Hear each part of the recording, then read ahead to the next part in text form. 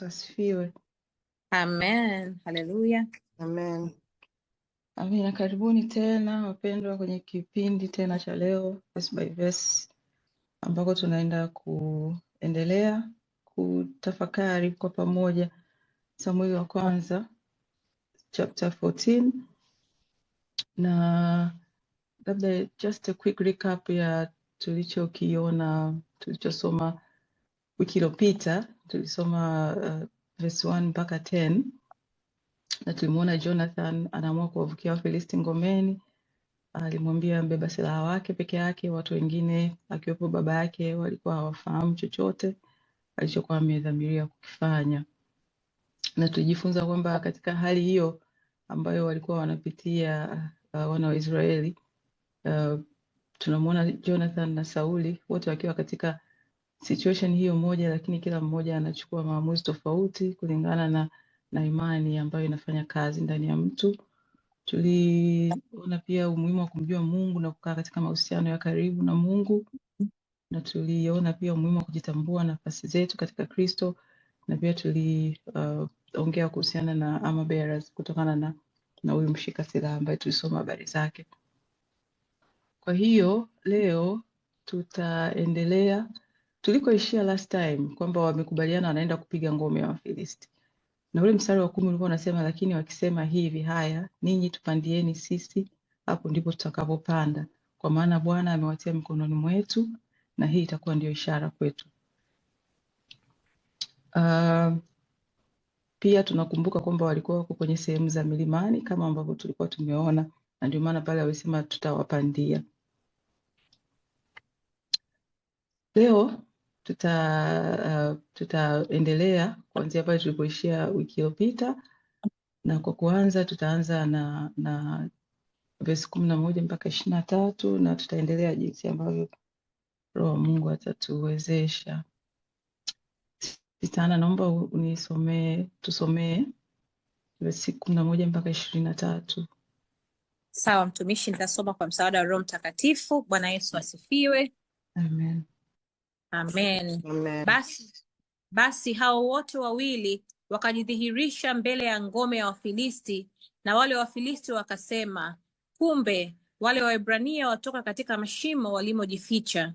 Nao watu wa ngomeni wakamjibu Jonathan na mchukua silaha zake, wakasema, haya ninyi pandeni juu hapo tulipo, na sisi tutawaonyesha jambo. Jonathan akamwambia yule aliyezichukua silaha, haya panda nyuma yangu, kwa kuwa Bwana amewatia mkononi mwa Israeli. Basi Jonathan akapanda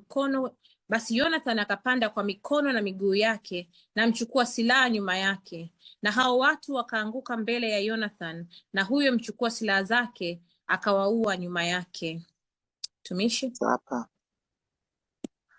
Na uuaji huo wa kwanza alioufanya Jonathan na mchukua silaha zake ulipata kama watu 20 katika nafasi kama nusu ya kiwanja kiwezacho kulimwa katika siku nzima. Naomba nirudie mstari wa 14.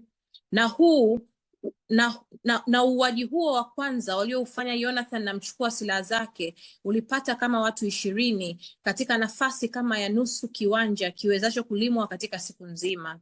Kukawa na tetemeko katika marago na katika mashamba na katikati ya watu wote. Watu wa ngomeni na watekaji wa nyara wakatetemeka nao, hata na nchi ikatetemeka pia. Basi kulikuwa na tetemeko kubwa mno, nao wale walinzi wa Sauli huko Gibea ya Benyamin wakaangalia, na tazama, mkutano ule ulikuwa ukitoweka, na watu walikuwa wakienda huko na huko. Naomba tuendelee. Ndipo Sauli akawaambia watu waliokuwa pamoja naye, haya hesabuni sasa mkaone ni nani aliyeondoka kwetu. Na walipokwisha hesabu, tazama, Jonathan na yeye aliyekuwa amechukua silaha zake hawapo. Basi Sauli akamwambia Ahia, lilete hapa sanduku la Mungu, kwa kuwa hilo sanduku la Mungu wakati huo lilikuwapa pamoja na wana wa Israeli. Ikawa Sauli alipokuwa katika kusema na kuhani, hayo makelele katika marago ya Filisti yakaendelea na kuzidi. Basi Sauli akamwambia kuhani, rudisha mkono wako. Naomba tuendelee. Naye Sauli na watu wote waliokuwapo pamoja naye wakakusanyika wakaenda vitani, na tazama, huko upanga wa kila mtu ulikuwa juu ya mwenzie, kukawa fujo tele kabisa. mstari wa 21, basi na wale Waebrania waliokuwa pamoja na Wafilisti tangu zamani, wale waliopanda pamoja nao mpaka Maragoni toka nchi iliyozunguka, watu hao nao wakageuka kuwa upande wa Israeli waliokuwa pamoja na Sauli na Jonathan. Na vile vile watu wote wa Israeli waliokuwa wamejificha katika nchi ya milima ya Efraimu waliposikia ya kwamba Wafilisti wamekimbia, hata hao nao wakawafuatia mbio vitani. Hivyo Bwana akawaokoa Israeli siku ile, na vita vikapita mbele karibu na Beth Aveni wakati huo mbele ya wana wa Israeli. Amen. Amen. Haleluya. Amen. Karibu moderator, kuendelea. Asante sana. Basi kama mlivyoona tumesoma kuanzia mstari wa kwanza mpaka 23 kwa wale ambao wameingia sasa hivi. Tunasoma Samueli wa kwanza sura ya 14. Tumeanza na fungu la kwanza 11 mpaka 23. Basi kama ilivyo ada yetu, aliye tayari tunamkaribisha anyooshe mkono uweze kusema kile ambacho Roho wa Bwana amesema na wewe. Unapoona mwingine amekisema, basi tunaomba kama ikiwezekana usirudie, ili utoe nafasi kwa ajili ya wengine, ili mwishoni mwa siku mwalimu apate muda zaidi kwa ajili ya kile ambacho amejiandaa kwa ajili yetu. Basi naomba verse by verse. Naamini huyu ni Sister Rebecca, maana hajaandika jina. Amen, mimi. Amen. Bwana Yesu asifiwe. Amen. Amen. Mimi huo mstari wa 11 unaonyesha jinsi ambavyo Jonathan pamoja na niseme ni Jonathan, yule alikuwa ni msaidizi, alivyokuwa na boldness ya kujidhihirisha mbele ya ngome ya Wafilisti. Lakini vile vile tunaona kwamba Wafilisti kama ambavyo adui shetani alivyo, mara nyingi silaha yake kubwa ya kwanza ni kukumok na yani, kwa sababu mocking inaweza ikakuondoa katika mstari, inaondoa kujiamini kwako. Lakini tunamshukuru Mungu kwamba pamoja na ile mocking yao, kwa sababu walimwambia hebu panda huku, wakasema kumbe nyinyi mmetoka katika mashimo, yani ni kitu mlikojificha, yani kuwaonyesha how small they are compared to them. Namshukuru Mungu kwa ajili ya Jonathan, kwa sababu Jonathan akasema sisi Bwana amewatia mikononi mwa Israeli. Umuhimu wa kulikiri neno ambalo Mungu ameliweka ndani yako, kwa sababu kinachoshindisha vita sio ukuu wa majeshi, kwa sababu kumbuka hapa walikuwa tu ni watu wawili, lakini kwa sababu alimwamini Mungu anayemjua, alikuwa na ujasiri wa kukiri kwamba Bwana ameshawatia mikononi mwao pamoja na hiyo mocking yao. Kwa hiyo nayo nimependa kuiangalia kwa hivyo. Hivi vile napenda kuangalia jinsi ambavyo Jonathan na huyu mchukua silaha, jinsi mahusiano yao yalivyokuwa. Ukifikiria unapanda mahali kwa mikono na miguu, how vulnerable are you and somebody else. Ni kama maisha yako, sisemi kwamba maisha yake ndio yalikuwa kwa Mungu, lakini yule mbeba silaha angeweza kama angekuwa ni mtu mbaya angeweza kumgeuka. Kwa hiyo na sisi vile vile ni kitu cha kumomba Mungu kuwa na watu ambao at our vulnerable point they will still support us na kutugeuka. Kingine nimeona jinsi ambavyo tetemeko, Mungu alivyoingilia kati kwa tetemeko, na hii inanikumbusha hata kufa kwa Yesu, kwamba Bwana Yesu alipokufa walifikiri wameweka jiwe, wameweka walinzi, hata fufuka, lakini Mungu akatuma tetemeko, na neno la Mungu linatuambia wale askari wakawa kama wamekufa. Mwisho kabisa huu mstari wa 21 anasema Waebrania walikuwa pamoja na Wafilisti tangu zamani. Kuna mara nyingine tunaweza tukajiambatanisha na adui au adui akajiambatanisha na sisi. Ndio maana Joshua kuna wakati alifika mahali akasema, chagueni leo ni nani mtakayemtumikia. Je, ni Mungu wa Waamori au ni Mungu wa baba zetu, Mungu wa Ibrahim, Isaka na Yakobo? Na kama nyinyi mtachagua vyovyote mtakavyochagua, lakini mimi najua mimi na nyumba yangu tutamtumikia Bwana. Namuomba Mungu iwe ndio chaguo letu sisi sote, kwa sababu hii miungu mingine niliyotengenezwa na mikono. Mungu awabariki. Haleluya, barikiwa sana mtumishi wa Mungu Sister Rebecca. Sister Victoria, I've seen your hand. Karibu sana. Bwana Yesu asifiwe. Amen, karibu. Nina kitu kidogo sana cha kuchangia katika mstari wa 12 na 13. Mstari wa 12 kwa Kiingereza ni part B. Mstari wa 12 mwishoni anasema, Jonathan akamwambia yule aliyezichukua silaha, haya panda nyuma yangu. Na mstari wa 3 akarudia tena, anasema basi Jonathan akapanda kwa mikono na miguu yake. Sister Victoria, naomba nikusumishe kidogo. Moderator, host, naomba nisaidie kumute watu wengine. Please. Okay, sawa.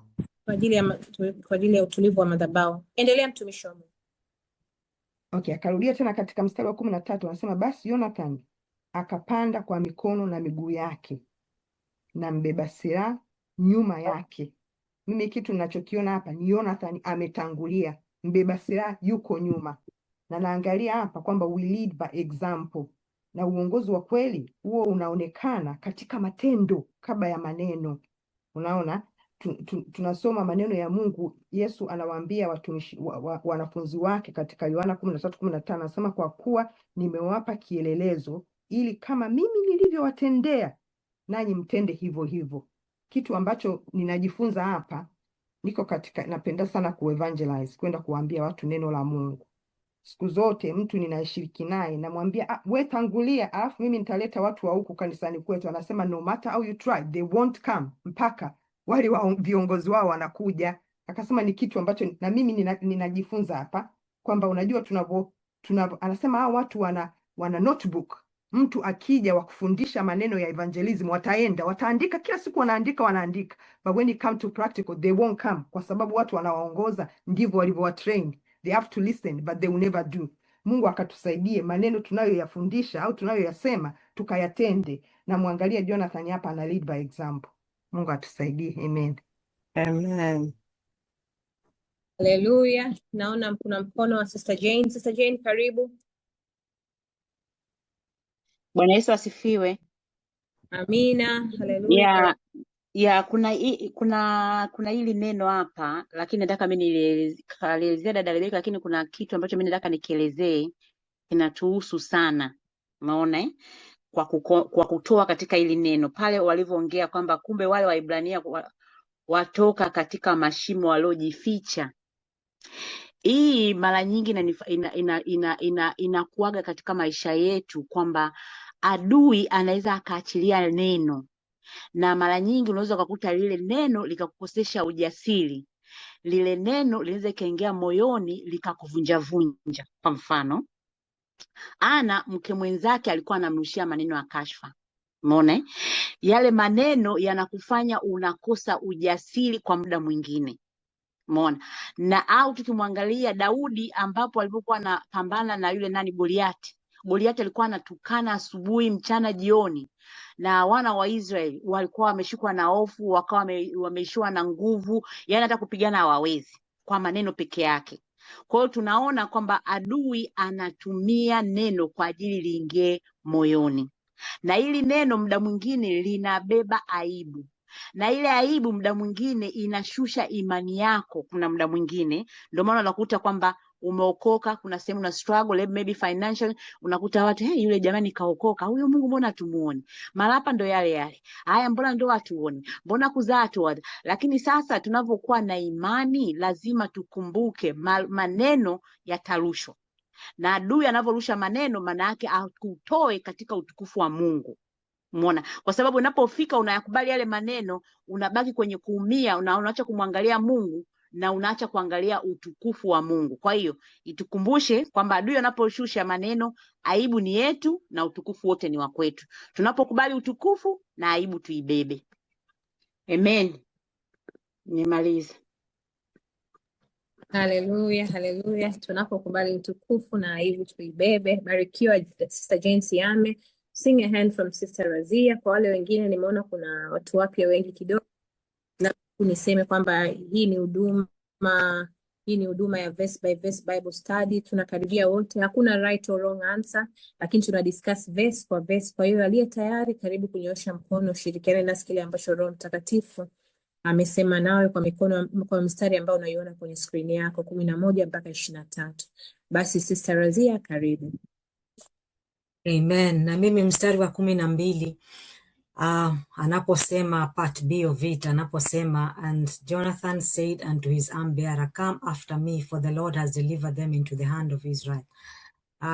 Ninapoisoma hii verse inanikumbusha kwamba hata vita viwepo vikubwa kiasi gani, kwa sababu ukijaribu kuangalia unaona kwamba yani the odds of wao kuweza kushinda it was 0 to none kwa macho yao kibinadamu.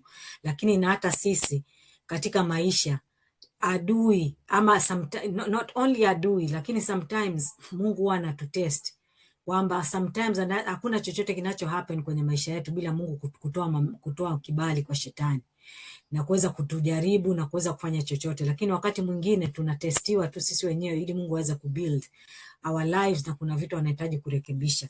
Kwa hivyo mimi hapa ninatiwa moyo kwa hapo anaposema kwamba Bwana ametutia mkononi maadui zetu. Kwa hivyo najifundisha kwamba katika kila vita, katika kila changamoto ninayopitia, Bwana ameweka adui zangu mikononi mwangu, kwamba no matter how big and how difficult and how threatening the battle looks, kwa sababu sisi tuna Mungu aliye mkubwa, our God is bigger. Kwa hivyo as long as tumeenda na Mungu, kwamba Mungu amewatia maadui zetu mikononi. Kwa hivyo tusiangalie ukubwa wa maadui kama David alivyoangalia, kwa sababu alimuona, yani he did not see Goliath but he saw the God behind that. Kwa hivyo na sisi Mungu ameshatupa, tusiogope as long as tunaenda na Mungu na tunamtrust Mungu. Tuamini kwamba Mungu wetu ni mkubwa na ameshatupa na ameshatushindia. Kwa hivyo tusiwe intimidated, kwa sababu shetani ni kama like a roaring lion, analeta vitisho, anatutisha, yani ngurumo, radi, watu kama hawa watu, it was beyond, ili uone uweze kuogopa, na unapotuogopa ndio anapata foothold. Hiyo moja. Na nyingine verse 15 anaposema Mungu, yani hapo unaona kwamba kuweza kumuonesha tu Jonathan kwamba he was not alone katika hii battle. Ndio maana katika hiyo verse 15 kwamba anasema kwamba walianza baada ya hiyo earthquake ambayo imesemwa, lakini baadaye tunaona kwamba walianza wenyewe tremble, walianza sorry, am I mixing things? Okay, 15, and there was a trembling in the host in the field and among the people in the garrison and the spoilers, they also trembled and the earth quaked. Okay, so okay, naomba niishie hapo. Asante Sister Razia, asante, barikiwa. Kuna mwingine yeyote? I've seen a hand from Sister Jane. Sister Jane Siame, is that an old hand au ni mkono wa unataka kuchangia? Yeah, kuna kitu kimoja nasamani nataka kuongea kwamba kuna tendo linaweza likafanyika, lile tendo linaweza likasababisha kwamba watu imani iongezeke. Anakuwa ni Mungu mwenyewe anajihubiria, ni wewe Mungu mwenyewe anasimama mwenyewe. Yani kuna muda atusemage oh Bwana Yesu anaokoa, Mungu anatisha. Akisimama yeye amesimama. Hilo tetemeko linaweza ikasababisha hata maadui wenyewe waseme hawa wana Mungu wa kweli, huyu ndio Mungu aliye hai. Na hata wale ambao wamejificha huko mashimoni wajue kwamba Mungu bado ana exist. Kwa hiyo unakuta hata baada ya vita, I do believe kwamba imani zao ziliongezeka. Umeona? Na kingine tena nimejaribu kuangalia kwamba unajua kuna huu mstari ambao tunausemaga hivi, Mungu anamtafuta mtu mmoja atakayesimama sehemu iliyobomoka na kulitengeneza boma. Sasa hii inatufundisha, hii tukiangalia mambo ya Jonathan, ni kwamba tunavyoanza injili au tunapofanya kazi ya injili, tusiangalie nyuma yuko nani. Wewe unaoanza ya kwanza, wewe unaosimama, wengine watafuatia. Wewe utalipa gharama. Tunaangalia wokovu sasa hivi, mimi naongelea myself kwa sababu mimi wokovu nimeingia. Nakumbuka nilipokuwa primary school, watu wanaingia pale ulikuwa mashuleni wanaimba Amina Milele, tulikuwa tunataga Amina Milele, wanalia na machozi. Zile ni gharama amezilipa. Watu waliwadharau, lakini walisimama. Walikuwa sengine kwa madarasani, ukaenda pale unakuta walokole wawili watatu hivyo, lakini ile mbegu aliyoipanda ndio hii hapa mimi leo naiongelea. Amen. Kuangalia kwamba watu wanatucheka. Those days tunaamini katika makanisa yetu makubwa yana hela, yana hivi vitu vingine, lakini wao tayari wokovu walikuwa washaujua. Umeona? Walisimama, utakuta mtu na yeye na mke wake tu na washirika wawili wanaomba kwa machozi ya Roho Mtakatifu, sio machozi ya usanii, lakini yale machozi hayajaenda bure. Yale machozi ni mimi na wewe tunakutana hapa kwenye Bible nini. Amen. Yeah, naomba nishie hapo kwanza. Barikiwa sana Sister Razia. It's an old hand. Nimkaribisha mwalimu. Sister Razia. Okay, sorry. Kingine ambacho ninaona hapa ni kwamba imani ya Jonathan kwa kweli inani inspire. kwa sababu yani na sisi pia tumeitwa kuwa hivyo hivyo, kwa sababu yani kilichomfanya, kuna kwenye verse kwenye Bible inasema the zeal of God has consumed me, kwa sababu yani huyu Jonathan alikaa akaona uchungu jinsi ambavyo hao watu wa Mungu, taifa teule, taifa kubwa, taifa ambalo kote lilikopita lilipiga watu, yani Mungu wao alikuwa anatisha, lakini kulikuwa na hao watu ambao wa Philistines ambao walikuwa wameamua kwamba yani watawaterrorize. Kwa hivyo yani naona jinsi ambavyo tunavyokuwa na imani, yani imani yetu inatusaidia sisi kuweza kufanya mambo, kwa sababu Biblia inasema imani pasipo matendo haiwezi kufanya kazi. Kwa hivyo hapa namuona yani Jonathan jinsi ambavyo imani yetu isiwe passive. Ndio unaweza kuwa na imani, lakini imani usikae tu kusema nina imani, but take action, kwa sababu alivyo take action kwenda, Mungu alikwenda na yeye aliweza kumsaidia. Kingine ninachokiona ni kwamba imani yetu pia haiwi limited na resources tulizokuwa nazo, kwa sababu kama ukiona katika hiyo vita ni watu wawili tu walikuwa na silaha, but still Jonathan ndani yake najua he knew kwamba sisi ni taifa la Mungu, kwamba sisi nguvu zetu hatupigani kwa nguvu, lakini Mungu siku zote ndio anatupigania vita. Kwa hivyo na sisi sometimes tunaweza tukaangalia kitu tukaona yani dunia kutokana na vitu, yani nafikiri hata mimi mwenyewe hapa najisemea mimi mwenyewe, zamani I used to consult God on everything, yani siku hizi unaona tuna all the information, yani vitu viko kwenye fingertips.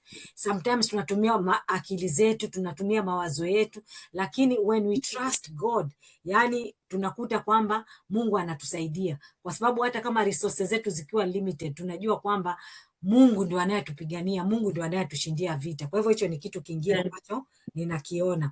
Na kingine pia ninachokiona ni kwamba imani, unapokuwa na imani inaonyesha kwamba alivyojitoa Jonathan kwenda kwa moyo wake kwenda kupigana hii vita na kwenda kufanya alichoenda kufanya, tunaona kwamba aliweza kupata na support ya watu wengine. Kwa hivyo yani, when you take that action and do something, God will always go there. Na kingine pia cha mwisho kwa kumalizia, unamuona kwamba baba yake huyu Sauli, yeye alitegemea vitu kama sisi tunavyotegemea dini yako, tunategemea mchungaji wako, na tunategemea so many other things ambazo ni irrelevant, lakini huyu alikuwa na imani, he trusted God. Kwa hivyo na sisi kwa kutegemea, kwa mfano kama unamuona huyu alitegemea kwamba alikuwa na priest, sijui kwamba yani alikuwa na all those ceremonial things zingeweza kumsaidia, lakini it did not help him.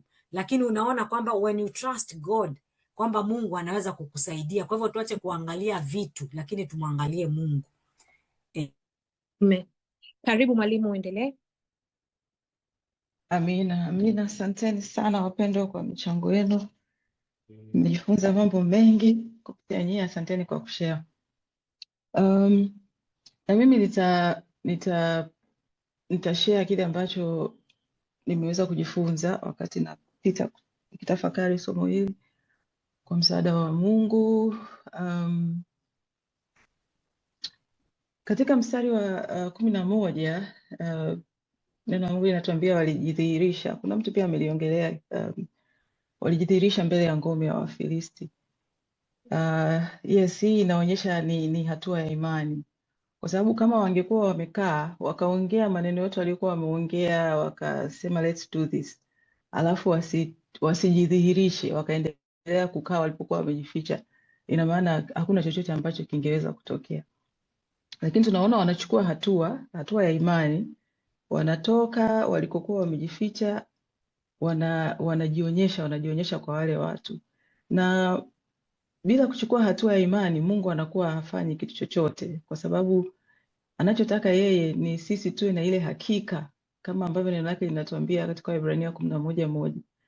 Imani ni kuwa na hakika ya mambo yatarajiwayo, ni bayana ya mambo yasiyoonekana.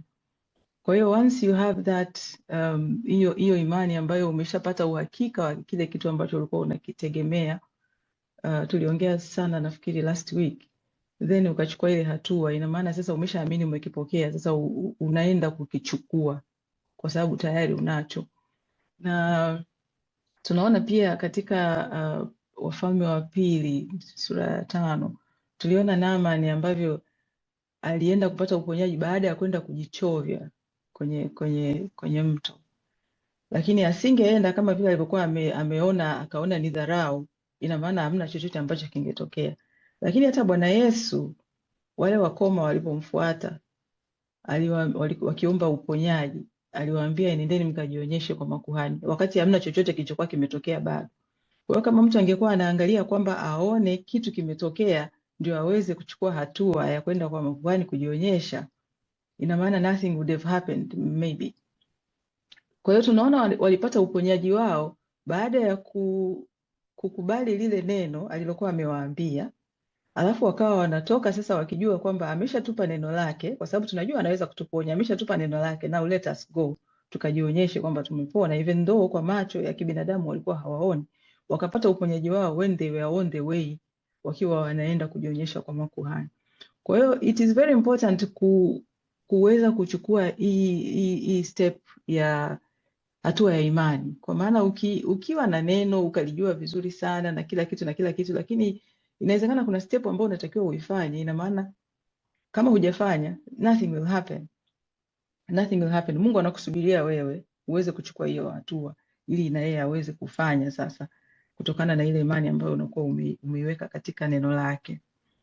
Katika sisi sasa, unaweza ukakuta kuna hatua mbalimbali ambazo labda tunatakiwa kuwa tunazifanya kwenye maisha yetu.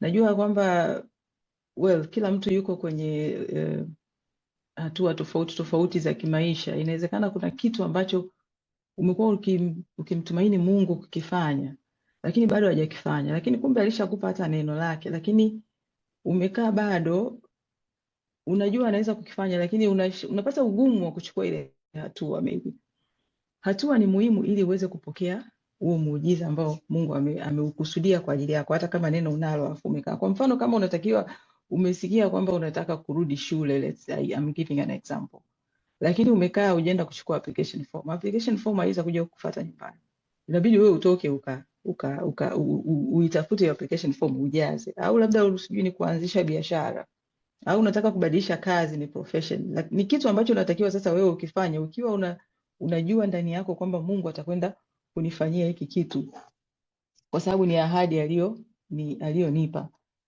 Na vitu vingi ambavyo tunakuta wanadamu wanatakiwa kufanya, kwa mfano kumtumikia Mungu.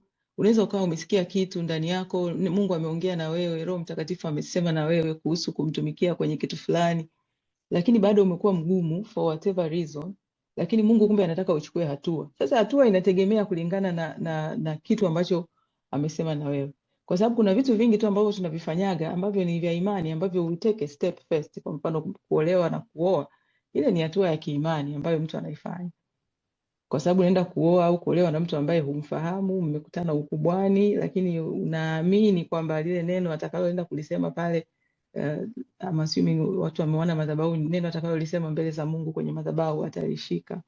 Kwa hiyo tunaingia like that, if I may say, blindly sometimes. Ukiwa umeongozwa na Roho wa Mungu, angalau unakuwa unajua tumaini litakalo kuwepo baada ya hapo.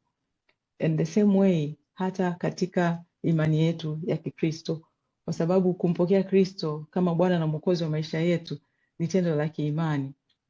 Sometimes unakuta watu wanategemea labda nikifanya hivi nitaona kitu fulani, nikifanya hivi nitaona kitu fulani. Kumbe ni tendo la kiimani. Umeamini katika kile ambacho bado hujakiona, lakini unakijua ndani yako kwamba katika mimi kumkubali Kristo nitapata wokovu ambao unanipa uzima wa milele. Kwa hiyo it's just a step of faith ambayo tunatakiwa tuchukue. Ukikaa ukisikiliza ndani yako Mungu anasema nini na wewe. Na hatua ya kiimani kwa mtu mwingine inaweza isiwe kama ilivyokuwa kwa Jonathan, kwa sababu tunaona Jonathan anapata like immediate answers. Wamekaa wamestrategize, wametoka, tunaona Mungu anawapigania. Lakini kwa mtu mwingine inaweza isiwe kama ilivyokuwa kwa Jonathan. Maana mtu anaweza akasema niliambiwa imani iko hivi, niliambiwa imani iko hivi, mbona nimeamini lakini it is taking too long. Kulingana na kitu ambacho Mungu anakifanya ndani yako, kwako wewe hatua ya imani inaweza isiwe kama ilivyokuwa kwa Jonathan. Unaweza ukapokea maono. Nilikuwa nasoma hizi stages ambazo kuna watu wamezifanyia research.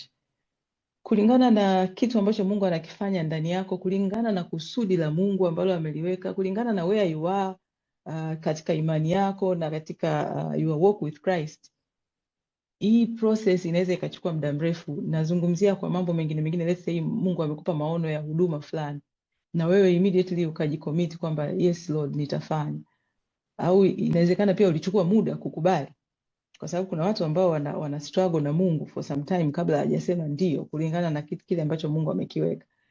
And then inaweza kaa kuna muda tena wa kukaa kusubiria kuona hiyo ahadi inatimia, which may take also very long, we don't know, kulingana na yani it's hauwezi ukasema baada ya miezi miwili, baada ya mwaka, baada ya hivyo, inategemea kulingana na Mungu anafanya kitu gani na wewe, kwa sababu unaweza ukakaa kwenye delay unasubiri hadi itimie, kwa sababu Mungu anafanya kazi ndani yako wewe kukubadilisha ili uweze kufikia kile kiwango ambacho anakitaka kabla hajakupa majukumu fulani mengine ambayo ni makubwa zaidi. Maybe you are not there yet.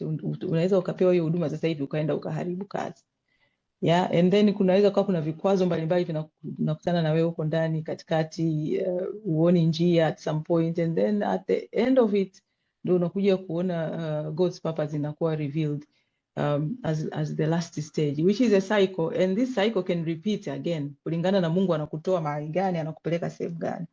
Kwa hiyo sio kwamba kwa sababu nilitake a step of faith nikafika sehemu fulani then it is static. Hii kitu inaweza ikawa inajirudia, kwa sababu Mungu anapokutoa kutoka imani kwenda imani, kuna kitu ambacho anakuwa anatengeneza ndani yako as well. Kwa hiyo kulingana na uko wapi, then Mungu ndo anaweza akasema okay, now you are there yet, akakupatia hicho kitu kingine ambacho anataka kukufanyia. Ukachukua muda mrefu sana kujifunza, you might stay there for years ukiwa unasubiria kusudi lake liweze kutimia. Inawezekana muda tu ambao alikuwa amepanga yeye mwenyewe ulikuwa hujafika. Tunaona kama wakina Elizabeth na mume wake Zakaria walikuwa wanasubiri mtoto kwa muda mrefu sana, lakini kumbe Mungu alikuwa anataka huyu mtoto aje kipindi ambacho just before Jesus hajazaliwa, kwa sababu ya huduma ambayo ilikuwa ndani ya yule mtoto. Kwa hiyo vingine vinategemea na Mungu mwenyewe. Sio kama Jonathan kwa sababu alipata immediate results, but everybody will also get the same. Mungu anatuonyesha one step at a time, kama vile ambavyo mtu unaweza kuwa anatembea usiku na torch, unaona tu just a little farther from you, sio kwamba unaona all the way mpaka mwisho. Na Mungu anataka hivyo hivyo, tunaenda naye one step at a time. Maana sometimes inawezekana akikuonyesha the whole package mpaka huko mwisho, unaweza ukakimbia. Unaweza ukakutana kwa mfano kama Joseph alipitia changamoto nyingi sana mpaka kuja kuwa second in command baada ya Pharaoh. Inawezekana angeonyeshwa ile scenario yote ambayo ya mambo yote ambayo angemtokea mpaka anafika huko, angeweza kusema no thank you, I'm happy wherever I am. Kwa hiyo sometimes nasemaga usije ukaona mtu Mungu amemuinua sana ukaanza kutamani au sijui ukaanza kusema hiki na hiki, lakini huwezi kujua Mungu alikompitisha mpaka akamfikisha mahali hapo. Kwa hiyo unapokaa unatamani sijui huduma ya mtu, unatamani sijui mafanikio ya mtu, tamani na kule alikopita. Uliza uweze kujua alipita wapi, alafu then utaona kama utasema yes I want or no. Amen. Verse 12 inasema wakamjibu akasema, haya ninyi pandeni juu hapa tulipo na sisi tutawaonyesha jambo. Katika hili nimeona uaminifu wa Mungu kwa kiasi kikubwa sana. Ukumbuke hawa watu, hii ilikuwa ni code word yao wakati wanaelezeana, wakasema tukisikia hivi tutajua tusimame, na tukisikia hivi tutajua Mungu ameshatupa ushindi. Kwa hiyo na maana kama wale watu Mungu asingewafanya waongee this sentence au wakaongea any other random sentence ambayo ni tofauti na zile mbili ambazo walikuwa wamezisema wao, ina maana wangekuwa wamesimama hawajui sasa tunaenda tunashuka, maana we don't know what is happening. Lakini kama ambavyo neno la Mungu linatuambia katika Maombolezo 3:23, uaminifu wa Mungu ni mkubwa sana. Kwa hiyo hata katika hili tunaona uaminifu wa Mungu kuhakikisha kwamba yale maneno ambayo hawa watu walikuwa wanaambiana, Mungu anawafanya wayaongee exactly like wao walivyokuwa wameaset. Na hii ambayo ni code word, ambayo ninaona kama ni maagizo sasa ya Mungu ambayo anatupaga hata sisi. Na kama hauko keen kusikiliza kile ambacho Mungu anasema, ina maana unakuwa umeingia chaka. Unakuwa umeingia chaka. Kwa hiyo maana wasingekuwa wako keen kusikiliza Mungu anasema nini hapo, kutokana na kile ambacho wale watu wanakisema, ina maana wangekuwa wamepotea. Na hii inaonyesha hatari ambayo inaambatana na kutokumsikia Mungu. Yani sometimes tunaweza tukawa tunaishi tu unaenda business as usual, asubuhi, mchana, jioni, siku imeisha, ikawa usiku, ikawa asubuhi, siku ya kwanza hivyo hivyo, siku ya pili. Kumbe ungeweza kumsikia Mungu anataka nini katika hiyo siku, labda ungesave a lot of going around na kupoteza hiki na labda umenunua kitu ambacho kimeharibika, labda ungemsikiliza Mungu akwambia don't buy that. Yani kuna vitu vingi ambavyo kumbe tungekaa tukamsikiliza Mungu, tukataka kujua Mungu anatuambia nini, tungekuwa tunajisave sisi wenyewe. Kuna mfano huu alitoa Sister Pam wakati anafundisha the other time, kama vile hivi, kama Ibrahimu wakati ameshatoka anaenda ameambiwa na Mungu kwamba akamtoe mtoto wake Isaka kama sadaka, na amefika pale yuko tayari kumchinja, asingekuwa amemsikia Mungu anamwambia kwamba usimzuru mtoto, nimejua kwamba unanipenda, huko mwaminifu kwangu, ina maana asingesikia ile sauti at that moment in time, kwa sababu Biblia inatuambia alikuwa ameshanyanyua na kisu chake. Ina maana angemchinja Isaka alafu akasema ni Mungu aliniambia, lakini kumbe yeye hakusikia, Mungu alikuwa ameshamstopisha. The same way wakati Yusuf baba wa Yesu anaambiwa na Mungu kwenye ndoto, haya ondokeni, muondoe mtoto na mama kwa sababu kuna watu wanataka kumzuru mtoto. Ina maana asingekuwa amepata ile message ambayo alikuwa anapewa na malaika, yeye angeendelea kukaa pale. I don't know what would have happened. Mungu kwa nguvu zake na uwezo wake angeweza kutuma watu wengine wakaja, au malaika au chochote kile kuja kumuokoa baby Jesus, lakini ina maana huyu mtu angekuwa hajasikia, alafu sasa ina maana angekuwa amemweka mtoto hatarini. Kwa hiyo hata sisi kumbe kusikia sauti ya Mungu ni kitu ambacho ni cha muhimu sana sana kwenye maisha yetu, na ambacho kila mmoja tunatakiwa tu strive kuweza kuwa tunamsikia Mungu anasema nini katika day to day tunazofanya. Yani unajua sometimes tunafikiri tunatakiwa tumsikie Mungu kwenye mambo makubwa sana ambayo unakuwa unayapanga, like nataka ninunue Tanzania yote labda, au nataka nifungue sijui kiwanda gani ndio umsikie Mungu. Kumbe hata hii ya kwamba usiondoke saizi, subiri kwanza, kumbe Mungu anakuepusha, kuna ajali ungekutana nayo lakini hujasikia, unaenda unakumbana nayo huko. Kwa hiyo kuna vitu vingine ambavyo Mungu atusaidie, kwa sababu kuna hatari kubwa sana ambayo ipo kama we don't listen. Na mstari huu wa 12 neno la Mungu linatuambia haya, panda nyuma yangu. Ameliongelea lakini sasa Victoria, selflessness ya huyu leader Jonathan, ambaye ana lead kwa example hii nzuri. Na mimi niliona pia apart from being selfless, pia nimeona upendo ambao alikuwa nao Jonathan, kwa sababu ukisoma habari za Jonathan kwenye 1 Samuel 18:4 tunaona wakati Daudi anaenda pale mara ya kwanza, alivua joho lake alilokuwa amelivaa akampa Daudi, na upanga wake na upinde wake na mshipi wake. Na there was a time hata kabla Daudi hajapewa ufalme, yeye alimwambia usiogope, kwa maana mkono wa Sauli babangu hautakupata, na wewe utakuwa mfalme juu ya Israeli, na mimi nitakuwa wa pili wako. Angekuwa mtu mwingine, yeye kama mtoto ambaye alikuwa yuko eligible kuwa king, hii isingekuwa kitu ambacho angeweza kukifanya. Lakini kutokana na the way Mungu alivyokuwa amempa hii neema, he was selfless, na alikuwa na upendo mkubwa sana, ambao sasa akaweza kumwambia huyu mtu panda nyuma yangu. Ukumbuke hawa armor bearers walikuwa wanabeba ile shield. Kwa hiyo basically yeye ndo alitakiwa atangulie mbele kwa sababu ndo alikuwa na shield, lakini yeye anaamua kwanza, nitatangulia mimi. Sijui kama sisi tungefanyaje, au hata sasa hivi katika situation mbalimbali, kwa sababu ni vizuri kujitathmini, tusiwe tu tunasoma alafu tunaachana nayo hapa, tunaona kama ni historia ya Sauli na ya Jonathan. Najua kuna watu hapa ambao Mungu amewapa uongozi sehemu mbalimbali, au unaweza kama ni kiongozi hata nyumbani kwako, kikutokea situation ambayo ina threaten well-being yako, au ina threaten kitu fulani, tuko tayari kusema kwamba let me go first, au ndo tunapeleka wale wengine ili litakaloenda likawakute wao kwanza, alafu sisi tuwe spared? Basi Mungu atusaidie, kwa maana anatuambia tumpende jirani kama tunavyojipenda sisi wenyewe. So what you want to do, unachotaka kuona kinafanyika kwa mwingine, basi tukiweze kufanya na sisi. Mungu atusaidie sana katika hilo. Hii vulnerability, kuna nafikiri ni Sister Radhia ameiongelea, au I'm not sure kama nimekosea, mtanisamehe. Vulnerability ambayo Jonathan alikuwa nayo na huyu mshika silaha zake. Ukiangalia ile picha niliyoshare last time na leo pale mwanzoni, Mikmash ilikuwa iko milimani. Hawa Waisraeli walikuwa wako juu, Wafilisti walikuwa wako juu, walikuwa wanatakiwa kuwapandia. So you can imagine mtu ambaye unatumia mikono na miguu ili kuweza kufika kule juu unakoenda,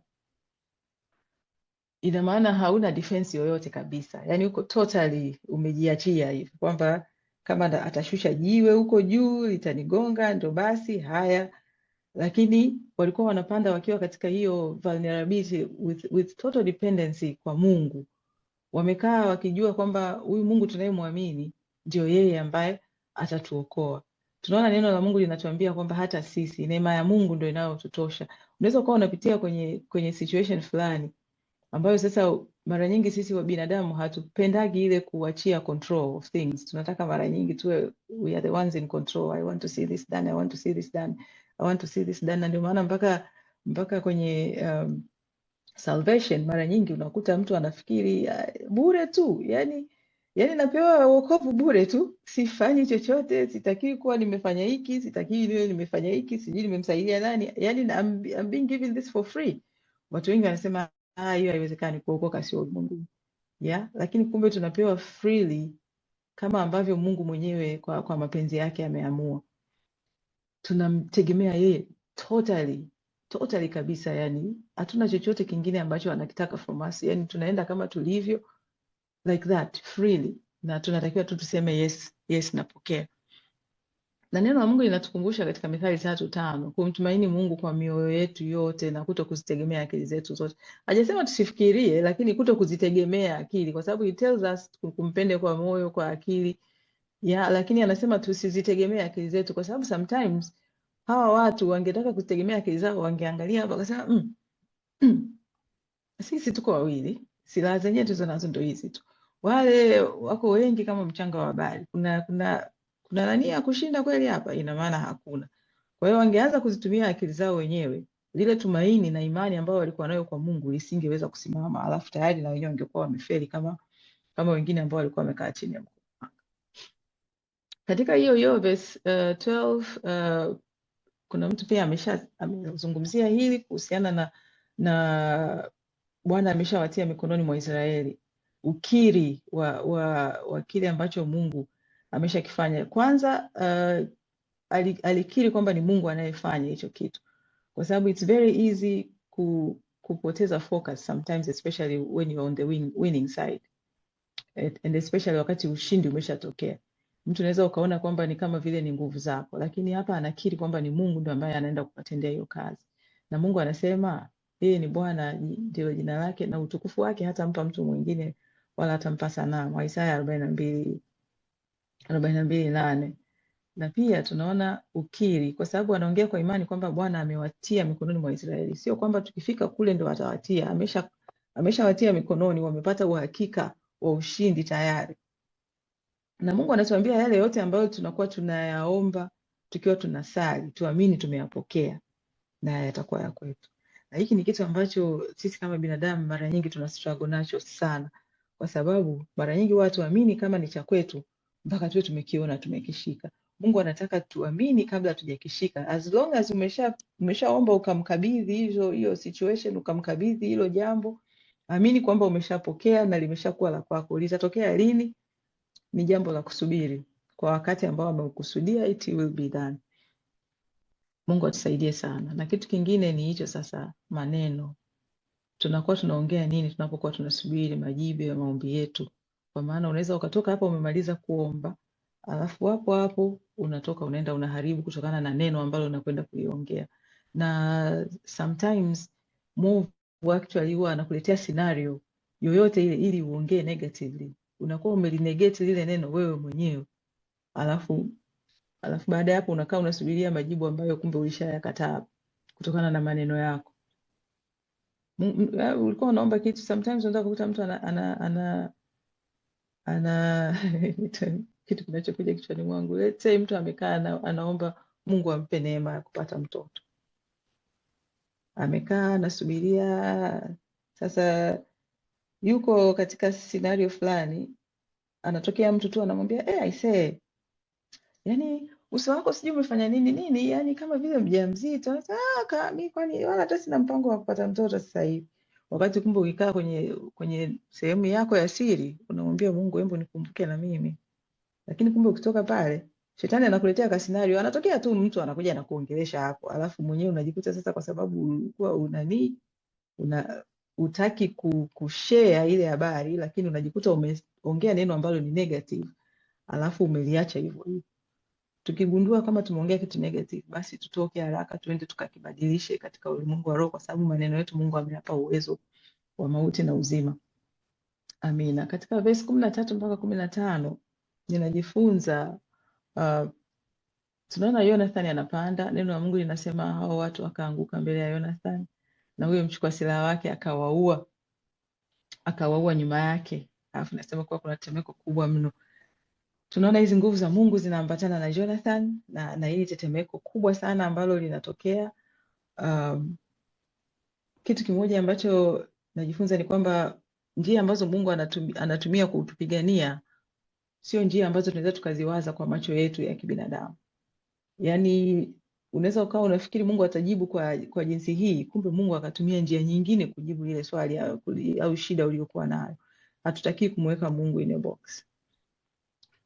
Ameongelea vizuri sana dada Jane hapo, sitaongea sana kwenye hizo nguvu za Mungu. Lakini tunakumbuka neno la Mungu katika Kutoka 14 linatuambia Bwana atatupigania nasi tutanyamaza kimya.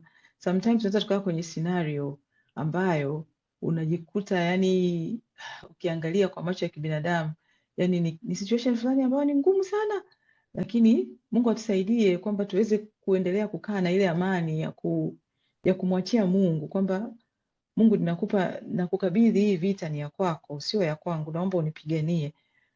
Atapigana vipi? Atafanya nini? Hapana, wewe nyamaza kimya. Na issue nyingine ni msaada wa mchukua silaha wake.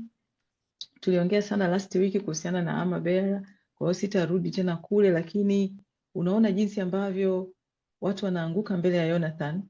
Huyu mchukua silaha wake ndo anakuja anawaua.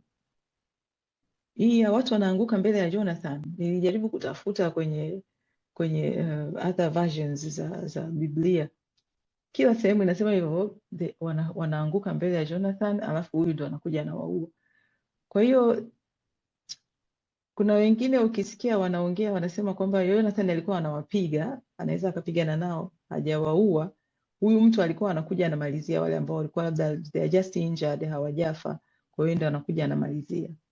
Lakini whatever the case, tunaona jinsi ambavyo huyu mchukua silaha amekuwa ni mtu wa msaada mkubwa kwa Jonathan. Maana angekuwa peke yake maybe vita ingekuwa Mungu alikuwa yuko pamoja naye, angeweza kutumia njia nyingine, lakini tunaona jinsi ambavyo Mungu amemtumia huyu armor bearer kwa msaada mkubwa sana kwa Jonathan, ambayo sasa nakumbuka last week tulisema ni vizuri kila mmoja wetu omba Mungu aweze kukupatia mtu ambaye anaweza kusimama na sisi, mtu atakayesimama na sisi katika maombi, katika nafasi mbalimbali ambazo Mungu ametuweka for that season, ambacho Mungu anataka huo mtu atusaidie. Na one more thing ambacho nilikiona hapa ni nani ambaye tunaruhusu atangulie mbele yetu, kwa sababu tunaona Jonathan anatangulia mbele ya huyu mtu. Tunaona jinsi ambavyo watu wanaanguka mbele yake, whether kwa kupigwa au walianguka kutokana na nguvu za Mungu zilizokuwa pamoja na Jonathan. Lakini kumbe yule mtu ambaye tunaruhusu atangulie mbele yetu anaweza akadetermine the fate ambayo sisi tuko nyuma yake sasa tunakuwa nayo. Biblia inatuambia kwamba Kristo ndiye kichwa cha mwili sisi ambao ni kanisa. Yeye Kristo ndiye kichwa cha kanisa. Kwa hiyo Kristo ndiye anatakiwa atutangulie sisi. Kwa hiyo ni jambo la kujiuliza kwamba mimi ni nani ambaye yuko mbele yangu? Ni nani ambaye nimeruhusu akae mbele yangu? Inawezekana ambaye anatutangulia mbele ni Mungu wa ulimwengu huu, alafu tunataka tuone Mungu anatutendea mambo fulani fulani.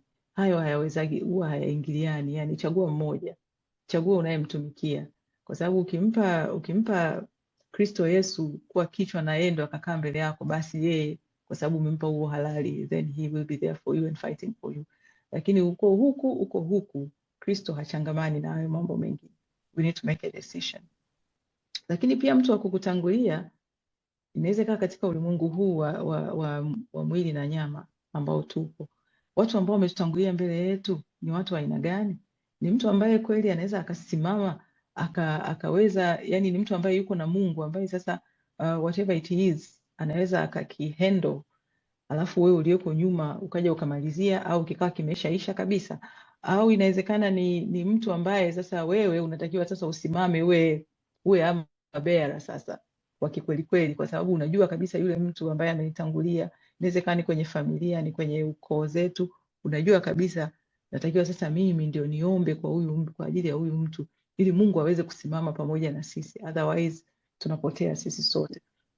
Kwa ni jambo la kujitathmini, alafu kuweza kuchukua hatua kujua nafanya nini. Na hii nimeshaiongelea kwamba ukitembea na Mungu kwa uaminifu, adui wanaanguka mbele zako, wanaanguka whether umetumia little force au you didn't do anything. Yani nilikuwa napata hii revelation kwamba sometimes kumbe ukiwa unatembea na Mungu ni kwamba tu hatuoni kwa macho haya mambo mengine. Kumbe unaweza kuwa unatembea na Mungu, unapita njiani, kuna adui wanadondoka huko, you are not even seeing them. Yani Mungu anatusaidia sana. Mungu anapigana kwa ajili yetu sana. Kuna mambo mengi ambayo hatuyaoni, lakini yeye ni mwaminifu. Neno moja ambalo ni zuri sana, Zaburi ya 27:4 nasema, neno moja nimelisaka kwa Bwana, nalo ndio nitakalolitafuta, nikae nyumbani mwa Bwana siku zote za maisha yangu. Mungu atusaidie ili tuweze kuketi hapo mahali pake pasiri, kwa maana unapokaa katika mahali pake pasiri ndio unakaa katika uvuli wake yeye Mwenyezi.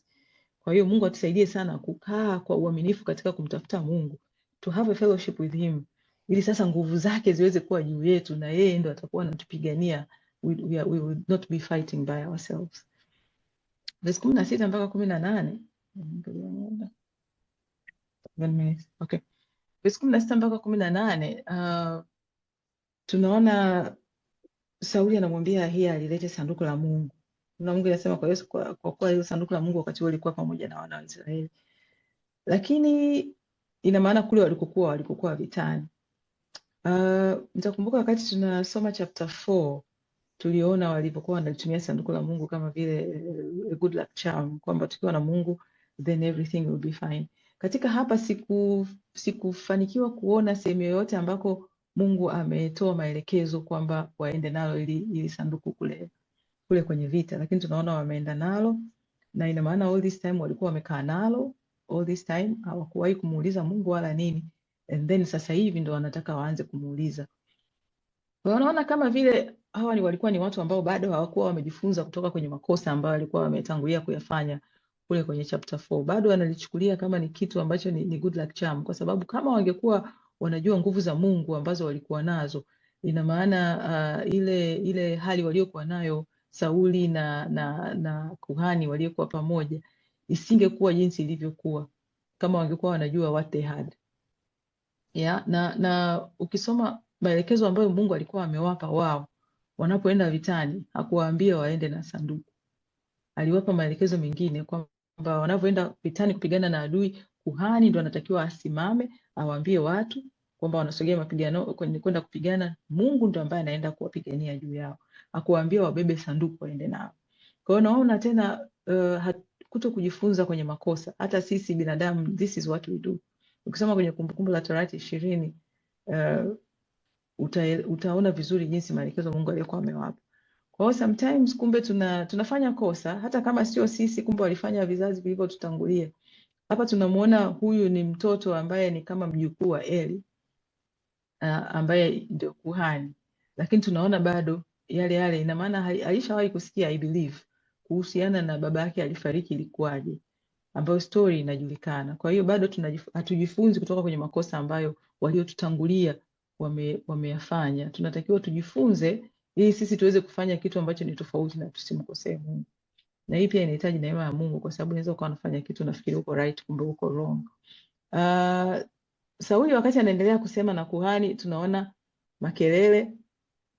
Baada ya yeye kusikia hayo makelele, anamwambia kuhani, rudisha mkono wako. Kwa hiyo Sauli anasikiliza makelele aliyokuwa anaendelea, asitaki kusikiliza Mungu anasemaje na kupokea maagizo.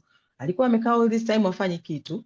Sasa hivi anaamua kurudi na kusema okay, tusikilize Mungu anataka nini. Lakini yuko katika that position, anasikiliza makelele yanayoendelea kule. Anamwambia kuhani, rudisha mkono wako. Kwa hiyo sometimes ni rahisi kwa sisi binadamu kutaka maelekezo kutoka kwa watu ambao wamekuwa wanamsikia Mungu. Mungu amesema hivi, Mungu amesema hivi. Lakini kumbe hatutaki kupay that price ili tuweze kumsikia sisi wenyewe. Sasa yale maelekezo binafsi kutoka kwa Mungu. Mungu anasema nini na wewe personally? Unajua ni rahisi sana kusikiliza makelele kwa sababu hatutaki to pay the price. Nilikuwa najiuliza haya makelele ni kitu gani kwa sisi sasa hivi? Kitu gani kinaweza kikaa ni makelele ambao sasa tuko kwenye uwepo wa Mungu. Umekaa sijui umepiga magoti au umekaa unasoma Biblia somewhere unaomba. Kuna makelele gani ambayo yanakufanya usimsikie Mungu hapo ukaamua kurudisha mkono, kumwambia kuhani rudisha mkono? The first thing ni digital noise. Nilikosa a better word ya kuita nikasema digital noise. Mambo ya mitandao ya kijamii, TV, shows ziko sasa hivi. Maana siku hizi kila kitu kiko kiganjani. You can do quite a lot. Lakini Mungu anatuambiaje? Be still and know that I am God. Tunakosa that stillness. Kwa sababu ukikaa katika ule utulivu sasa, that is when you can hear God anasema nini kwa ajili ya maisha yako, kwa ajili ya situation unayopitia, kwa ajili ya watoto, kwa ajili ya huduma, kwa ajili ya ukoo, kwa ajili ya taifa. Inategemea Mungu amekuweka wapi, kwa ajili ya organization ambayo unaifanyia kazi au ni ya kwako. Lakini Mungu anasema anataka usikilize. Sasa if tumekuwa consumed na hizi digital noise, ina maana you don't have that time. All the time una mambo ambayo umeona kwenye Instagram, umeona sijui kwenye TV shows, sijui inaitwa nini, umeona sijui kwenye nini. Kwa hiyo the moment you wake up mpaka the time you go to sleep umekuwa consumed na haya. Yeah, and then you don't have time for God. Ni makelele ambayo yanakufanya usimsikie Mungu. Lakini pia inaweza kuwa ni mambo mengi ya maisha ambayo unapambana nayo. Wakati Bwana Yesu ameenda kumtembelea Martha na Mariam, tunaona jinsi ambavyo mwenzie alikuwa anasumbuka, lakini Mariam alikuwa ameamua kukaa chini anamsikiliza Kristo. Ukumbuke Yesu anamwambia Martha, alisemaje? Bwana akajibu akamwambia Martha, unasumbuka na kufadhaika kwa ajili ya vitu vingi, lakini kinachotakiwa ni kitu kimoja tu, na Mariam amechagua fungu hilo jema. Ukumbuke Kristo ameenda hapo, amealikwa, let's say sijui ni lunch ni dinner. Of course it makes sense kwamba okay, let me niende jikoni nika prepare chapuchapu ili Bwana Yesu aweze kupata msosi mzuri. Lakini ndio huyo Yesu anamwambiaje? Mwenzio ndo amechagua fungu jema. Kumbe mimi sitaki msosi. Kaa usikilize upate wewe sasa kula kutoka kwangu. Lakini mambo mengi ya maisha inawezekana ni business, ni nini, whatever else that ambacho kinakufanya tunaenda around. Moderator, naomba 10 minutes. Yes please. Bwana Yesu asifiwe watumishi. Tumebakisha dakika moja, kawaida huduma yetu ni ya lisali moja. Kwa hiyo ninaomba mtupe 10 minutes ili kiongozi aweze kumalizia kile ambacho Roho wa Bwana amesema naye. Karibu mtumishi, uendelee. Amina. Kitu kingine ambacho kinatufanya kikawa ni makelele ya kuto kumsikia Mungu ni wasiwasi sasa wa mambo ambayo yanaendelea kwenye maisha yetu. Nawaza sijui itakuwaje, nawaza sijui itakuwaje. Nakumbuka tena wakati tunaomba leo dada Victoria amezungumza anxiety, unawaza sijui ada za watoto, sijui unawaza nini, unawaza everything, family, work, sijui home kumekaje. Haya mambo yote ya maisha. Bwana Yesu Mungu anatuambia do not be anxious about anything. Lakini katika kila kitu tumpelekee yeye. Kwa hiyo wasiwasi wa maisha inaweza ikawa ni makelele. Umekaa umepiga magoti uombe, umekaa unasoma neno, lakini unachokumbuka ni yale madeni ambayo unayo, ni shida fulani ambayo inakusumbua. Kitu kingine ni dhambi isiyotubiwa. Unaweza ukaa kwenye situation kuna dhambi, especially sin ambayo ni repetitive, ambayo umekuwa una struggle nayo, let's say unajikuta unaanguka kwenye the same thing every day. Hayo maovu yanakuwa yanakufarikisha na Mungu kwa sababu automatically unakuwa hauko in sync na Mungu, kwa sababu unakaa and then unaanza kujihukumu, unajikuta unajidistance wewe mwenyewe wakati kumbe Mungu alishatoa wokovu, unatakiwa urudi tu kuomba toba. Inawezekana ni kiburi, kwa sababu kama Sauli yeye anajiona mimi ni king, siwezi kwenda kumsikiliza Jonathan anawaza nini, kwa sababu this is the person ambaye alifanya kuattack the first time tulivyoona kwenye chapter 13. Kama ingekuwa sio kiburi, angekaa na huyo akamwambia, mwanangu, hebu niambie unasikia Mungu anasema nini katika hili, tufanye nini hapa? Lakini kutokana na ile kiburi na kujiona kwamba I am the king, I cannot go and ask kwa mtu ambaye yuko chini yangu, unaweza usimsikie Mungu, kumbe kuna mtu mwingine anataka kuongea na wewe, amebeba ujumbe wako kutoka kwa Mungu, lakini kwa sababu wewe unajiona ni mtumishi ambaye uko juu sana, wewe unamsikiaga Mungu sana, kwa hiyo hutaki kusikiliza. Mungu atusaidie katika hili. Kwa hiyo what are we supposed to be doing? Nilipenda yule jailer ambaye alikuwa ameweka Paul and Silas. Alienda akawauliza akasema, bwana zangu, yanipasa nifanye nini nipate kuokoka? Kwa sababu that is where you are supposed to go back to, ukajiuliza. Kwa sababu it is useless kama tunakutana, tunasoma neno kila Jumamosi, tunaona wenzetu walifanya nini, walipitia makosa gani, tunasema Mungu amesema na sisi katika hili, alafu hatutaki kureflect that back to our own lives. Alafu nione kwamba mimi personally, mimi Belinda, ni wapi ambapo katika hili na mimi limenigusa, natakiwa nibadilike. Kwa hiyo tunatakiwa turudi tukaulize, nifanye nini na mimi nipate kuokoka, nitoke katika hili. Ukikumbuka kwamba dawa ya malaria sio dawa ya UTI, ni dawa tofauti. Kwa hiyo unatakiwa ujue shida yako iko wapi ili uweze kupata dawa stahiki. Usiweze kudandia tu kwa mwenzio kwa sababu unaona mwenzako anafanya hivi basi ukafikiri na wewe dawa yake na wewe itakuhusu. Sio ya kwako. Rudi, kaa chini, jiulize, mimi cha kwangu hapa ni nini? And then set your priorities right. Nimesema set your priorities right kwa maana kama haujaweka priorities zako vizuri, hata huo muda wa kukaa kumsikiliza Mungu unaweza usiwe nao, kwa sababu kweli kuna mambo mengi. Unaweza kujikuta unaamka asubuhi, sijui unatakiwa uandae hiki, ufanyeje, huyu atoke huku afanyeje, alafu watoto waende shule, alafu na mimi nijiandae niondoke. If you are not careful, unaweza kujikuta you are running tangu sijui saa 10, sijui saa 11 unaamka. Tena nikifikiria kama Tanzania kwetu, unaweza ukawa unaishi mbali sana na ofisi. So you need to leave home mapema kweli kweli. Unaweza ukajikuta tangu umeamka sijui ni saa 10 mpaka unarudi nyumbani let's say saa 3 usiku. Haujapata hata dakika moja ya kumwambia Mungu asante kwa siku hii, ya kusikiliza anakuambia nini about that day. Umeenda unakimbia kwa nguvu zako mpaka unarudi nyumbani. Siku imeisha, unasubiria tena siku ya kesho. Tumuombe Mungu atusaidie to set our priorities right. Mungu anatuambia tumpende yeye kwanza. Kwa moyo wote, akili, roho zetu na kwa nguvu zetu. Yaani ukifikiria haya maneno, hakuna situation ambayo itakufanya wewe usimtafute Mungu kwanza. Kwa sababu ina maana hata kama umeishiwa strength, umelala kitandani uko hoi, lakini bado utamtafuta Mungu kwanza before anything else. And then the other thing, Mungu alituambia, kwa sababu kama tuna worry about everything else that is going on, aliuliza Bwana Yesu, can anyone of you by worrying add a single hour to your life? Hivi ukiworry sana, unaweza kujiongezea nusu saa kwenye maisha? No, we cannot. Basi akarudi akasema katika 33, seek first his kingdom and his righteousness, and all these things will be given to you as well. Kwa hiyo the secret kumbe iko pale katika kutafuta mambo ya maisha ya duniani, tunakimbilia pesa, tunatafuta nini? Kumbe if we just seek his kingdom first, haya mengine yote, his kingdom and his righteousness, to be right with him, haya mengine yote Mungu ameahidi kwamba anatuletea. Yeah? And then digital noise. Inawezekana wewe shida yako ni digital noise. Limit digital noise. Ukizima simu haufi, wala uhitaji vidonge. You'll be fine. Tafuta kitu kingine cha kufanya. Tafuta uso wa Mungu. Limit digital noise. It is possible to limit digital noise.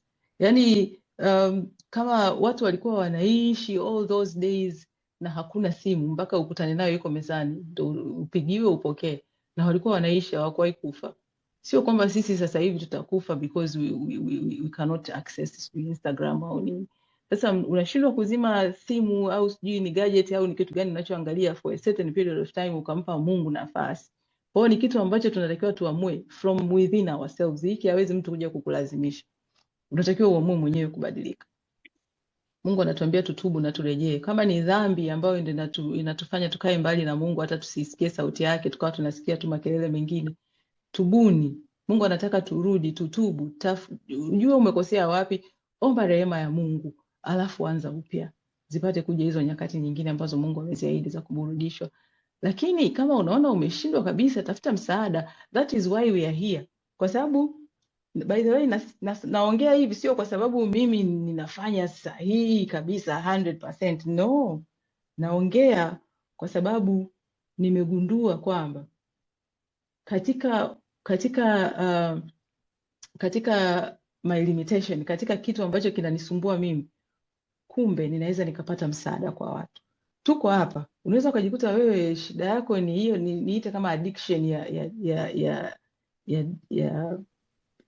ya simu. Kuna watu ambao kumbe wameshapita huko na wameweza kutoka. Why don't you ask? Omba msaada, mwenzangu, wewe ulifanyaje? Tusiwe kama Sauli anashindwa kumuuliza Jonathan akapata tactics. Uliza kwa mtu. Kwa sababu Mungu anataka tujengane. 1 Thessalonians 5:11 anakuambia tujengane kila mtu na mwenzake. Tafuta msaada kwa mtu. Bwana, mimi bwana challenge yangu ni hii. Nikiamka asubuhi na shida 1 2 3 najikuta siwezi kupata muda wa kumsikiliza Mungu. Wewe mwenzangu unafanyaje? Kama kuna watu ambao wamekuwa waaminifu na wanafanya hivyo na wamekuwa na unaweza kusema mimi nina watoto sijui nini, lakini bado watu katika watoto wadogo na nini bado people fight to have. Kuna watu wanaenda wanajifungiaga chooni, najua mtu anasema naenda najifungia chooni, yani ili tu watoto wasinione, naenda naomba huko chooni angalau ninakuwa nimepata muda na Mungu, na kaa najificha mahali nasoma Biblia ili ile trouble ile nani ya watoto isiwepo. Kwa hiyo uliza, kuna watu ambao wamepitia situation ambao umepitia na bado wakaweza kushinda. Omba msaada, usikae tu nalo peke yako. Tunaona katika mstari wa 20 Sauli anawaambia watu waliokuwa pamoja naye wakati Sauli na watu wake wamepanda huko juu, akakuta kila mtu kuna upanga juu ya mwenzie, kuna fujo tele nyingi kabisa. Neno la Mungu linatuambia katika 2 Chronicles 20 na Waamuzi 7 jinsi ambavyo Mungu alileta confusion, watu wakauana. Wakati Yehoshafati anafika akakuta jeshi la adui lote limekufa. The same for Gideon. Mungu aliinua waviziaji, watu wakafa. By the time wao wanafika, watu wamemalizika, adui wote wamemalizika. Mungu anaweza kuinua confusion kama judgment, ni God's judgment. Ukumbuke Waisraeli walikuwa hawana silaha, ni wao wawili tu wamepanda kwenye watu wengi sana, army kubwa sana ya Wafilisti, lakini tunaona jinsi ambavyo watu wawili Mungu anawatumia hao upanga mmoja unakuwa juu ya mwenzie, wanaanza kupigana wao wenyewe. Bonge la confusion. Na Mungu alishawaambia wana wa Israeli kitu.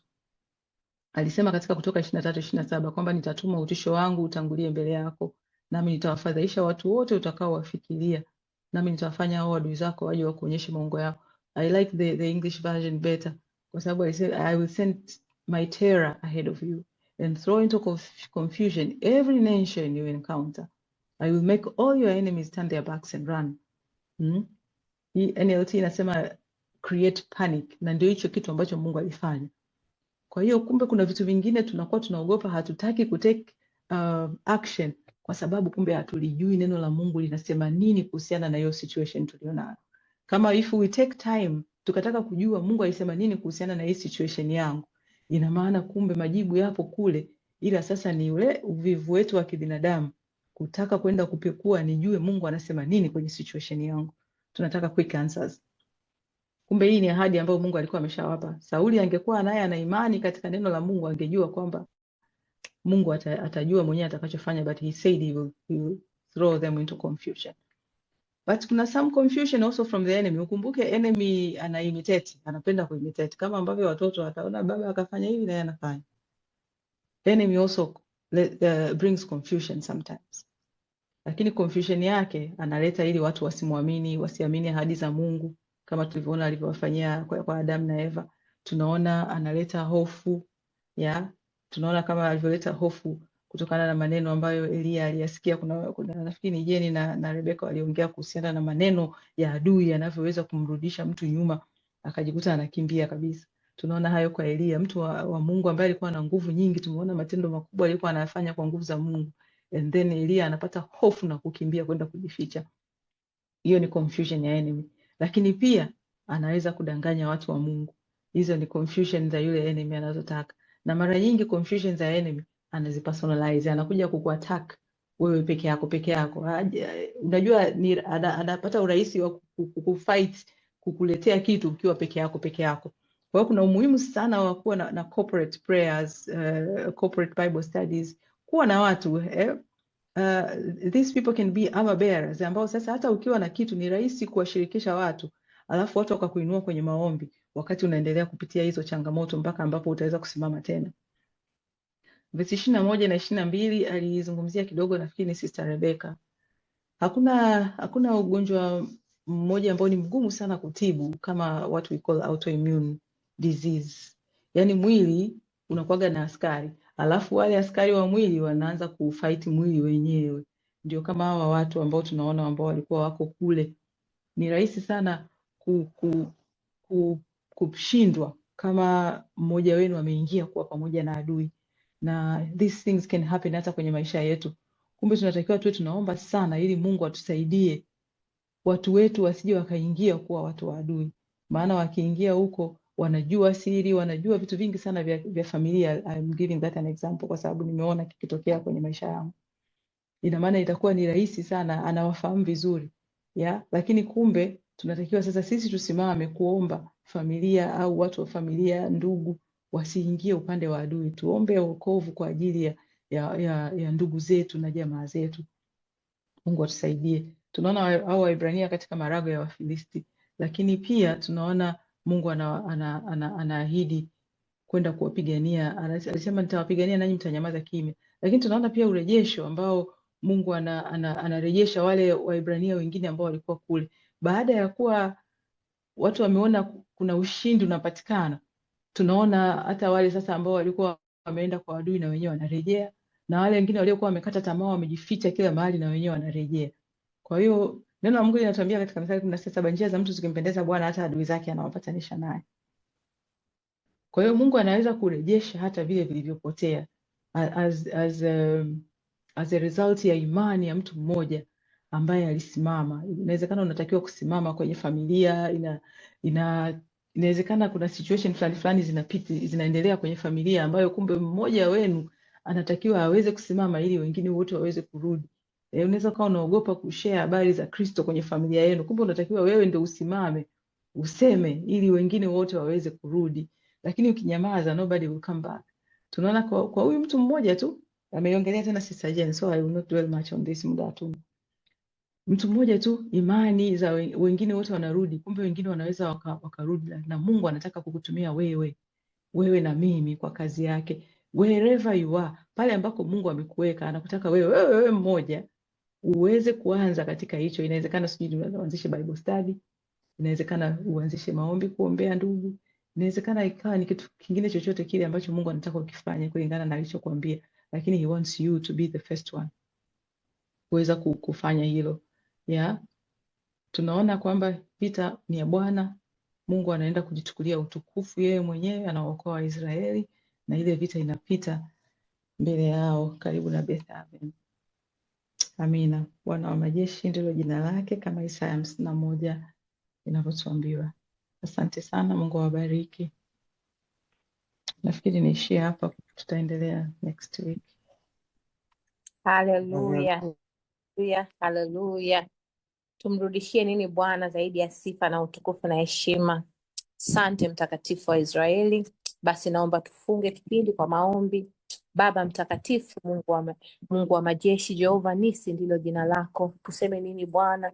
Tulikuomba, tunazidi kukuona ukijidhihirisha kwa namna ya ajabu na ya pekee. Mungu, tunapungua sana ili wewe ukapate kuongezeka, Mfalme, kama alivyoomba Bwana Mungu za maombi siku ya leo. Nami naomba kama mjoli wako nisiye na faida mbele yako katika damu ya Yesu, kwamba yote tuliojifunza Mungu yasipotee bure, bali yaende katika udongo ulio mwema, Mfalme, bali yaende katika mioyo ambayo iko tayari kupokea, Mfalme, bali yaende katika mioyo ambayo inatubu na kupondeka mbele zako, Mfalme, katika jina la Yesu mwana wa Mungu aliye hai. Tukapate kuwa matawi, Bwana, kwako wewe uliye mtini mzabibu, Bwana, tukakuzalie matunda yanayopaswa kudumu katika jina la Yesu. What a wonderful way to save you, my Lord and my Savior. Asante mtakatifu kwa ajili ya mjoli wako ambaye Baba unaendelea kumtumia kwa namna ya ajabu na viwango vya ajabu. Asante kwa kila mmoja uliyempa kibali cha kufika mahali hapa. Mungu, tuseme nini Bwana kama verse by verse? Mungu, tuseme nini Bwana kama huduma? Jehova Baba, pokea sifa, heshima na utukufu hata tunapofunga kipindi Kipindi hiki Mungu, tunafunga kwa nguvu ya Omega, tunafunga kwa nguvu ya Omega katika jina la Yesu. Rikarababanderibo shekeribo ndorobo karabanderibo shenderebo, katika jina la Yesu. Baba, pokea sifa, utukufu na heshima, maana peke yako wewe unastahili. Haleluya, asante Bwana. Amen. Basi kwa kuwa tumefika mwisho na muda naona sio rafiki, basi niwakaribishe wageni wote. Madhabahu hii huwa tunapenda wageni. Karibuni sana wale wageni ambao ni mara yenu ya kwanza.